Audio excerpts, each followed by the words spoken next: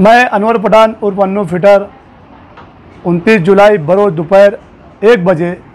मानव समाचार और मानव संस्था के ज़ेर एहतिमाम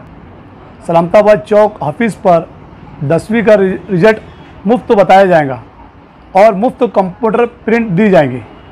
मैं अन्नू फिटर मानव संस्था और मानव समाचार की जानिब से तमाम कामयाब तलबा और तालबात को मुबारकबाद पेश करता हूं और उनके बेहतर मुस्तकबिल के लिए दुआ करता हूं और उम्मीद करता हूं कि हमारे तलबा आगे बढ़कर कौम के रहबर बनेंगे। एक बार फिर मैं अन्नू फिटर तमाम तलबा तालबात अन्नू फिटर और मानव समाचार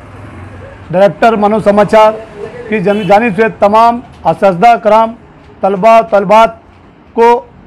दिल की गहराइयों से मुबारकबाद पेश करता हूं और उनके बेहतर मुस्तकबिल के लिए दुआ करता हूं।